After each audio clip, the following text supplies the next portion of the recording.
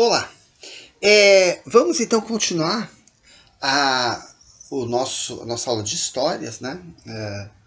Nós estávamos falando sobre o primeiro reinado, né, que Dom Pedro proclamou a independência, ele convocou uma Assembleia Constituinte, mas né, essa Assembleia teve uma tendência muito liberal, ela queria diminuir o poder, né, de Dom Pedro, né, poder político, e aí então começou uma série de atritos, né? Então, além de excluir a maioria da população das decisões políticas, o projeto da Constituição da Mandioca, né, que a gente viu no vídeo anterior, né, que era o projeto que vai desagradar profundamente Dom Pedro I, né? Esse projeto, vamos lembrar, beneficiava a elite agrária e excluía, né, digamos assim, os mais pobres, os portugueses, e diminuiu o poder de Dom Pedro I. Né? Então era muito, digamos assim, liberal essa Constituição da Mandioca, liberal e também excludente. Bem, então, devido às limitações impostas ao Poder Executivo. Então, recorrendo ao autoritarismo, em 12 de novembro de 1823, o imperador mandou o exército invadir a Constituinte. Seus membros resistiram durante horas, mas não conseguiram impedir então o fechamento da Assembleia. Esse evento ficou conhecido como Noite da Agonia. Então, Dom Pedro, né, ele vai tomar uma medida autoritária, vai mandar fechar a Assembleia, e aí nós temos o primeiro golpe da história do Brasil, né? Nós vamos ver que ao longo da história, né, vai haver vários golpes, né? Temos depois temos o golpe da maioridade, né? Quando Dom Pedro II assume com 14 e 15 anos, né? A lei falava 18. Depois vai ter o golpe da proclamação da República e assim por diante. E outros, né? Bem, então, a Noite da Agonia. Bem, então após a dissolução, diversos deputados foram presos e alguns deportados, né? Então foram expulsos do Brasil. Em decreto promulgado por ocasião do fechamento da Constituinte, Dom Pedro I, né, procurava identificar-se com os ideais liberais e acusava a Assembleia de não estar defendendo a integridade e a independência do Império. Então, um discurso aí que até hoje os políticos usam, né, para justificar, às vezes, alguma lambança, né? Então, defendendo a integridade e a independência do Império. Então, com essa desculpa, Dom Pedro manda dissolver, né, a Assembleia Constituinte. Os conflitos políticos e a postura autoritária de Dom Pedro, somada à sua vida pessoal desregrada, né, foram então maculando essa imagem de defensor perpétuo do Brasil. Então, aquilo que foi dito no vídeo anterior, o Partido Brasileiro, né, essa elite agrária, aos poucos vai se afastando de Dom Pedro I. Né? Então, o imperador dividia seu tempo com a família e seus amores extraconjugais, né, os quais eram comentados publicamente. Né? Dom Pedro teve várias amantes, né?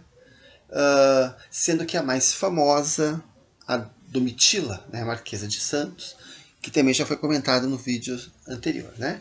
Então, é apontado por vários estudiosos como uma das causas da impopularidade do monarca. Né? Então, conflitos políticos, né, o autoritarismo, esses casos.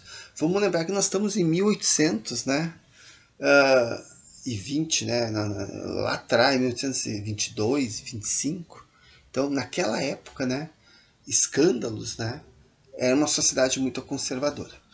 Aqui nós temos um livro interessante, né, Maria Gão, né, ela uma inglesa, né, que visitou o Brasil na época, e ela relatou, né, o que ela viu, né, ela chegou a conhecer pessoalmente Dom Pedro I, ela, digamos assim, viveu na corte, né, por um período, e então, mais ou menos é um relato, né, de como que era o Brasil naquela época, um pouco do dia a dia. Bem, então, após a dissolução da Assembleia Constituinte, né, Dom Pedro nomeou um Conselho de Estado formado por 6 ministros, né, e mais 4 personalidades políticas, né, de sua confiança, do seu conhecimento, a fim de redigirem a Constituição, a qual foi outorgada em 25 de março de 1824. Então, essa é a Constituição que vai durar, né, o Império, né, vai durar até 1891, né, bastante tempo. Mas durou, né, até agora, né, essa última, quem sabe, né, a de 88, dure bastante. Mas, então, essa Constituição, a primeira do Brasil, a do Império, né, então vai até 1891, até a proclamação da República, com a proclamação da República, né, que vai ser em 89, mas a Constituição é em 91. Então, nós temos uma Constituição outorgada, ou seja, é uma palavra até interessante, a gente vê o significado da palavra outorgada, né? Então, o imperador permite que o Brasil tenha uma Constituição, né? Ele autoriza, né? A grosso modo, né? Ele mandou fazer e tem que aceitar ela, né? Então foi outorgada. Então, dentre outras características, destacam-se, né? Então vamos começar a entender essa Constituição que vai vigorar durante o Brasil Império. O estabelecimento de uma monarquia constitucional e hereditária, né? Então depois nós vamos ter 2 imperadores, né? Pai e filho, né? Hereditária, né? O Dom Pedro I, depois vai ter o Dom Pedro II, né? E ela só não continuou porque houve proclamação da República.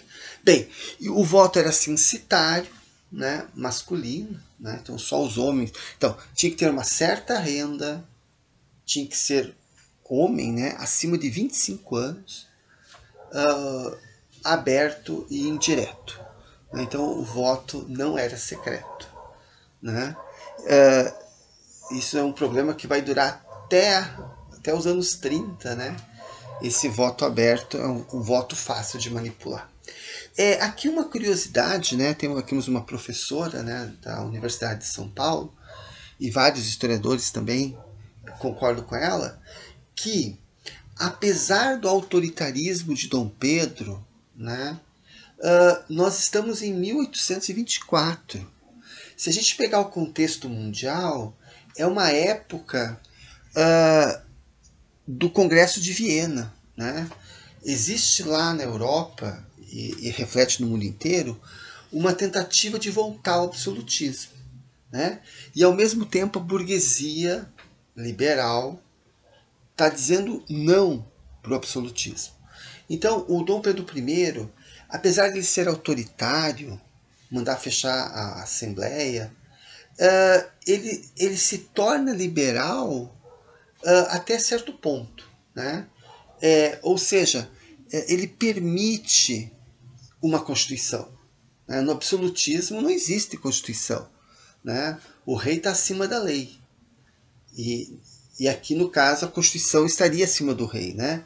Só que Dom Pedro, por isso que é um liberalismo estranho, né?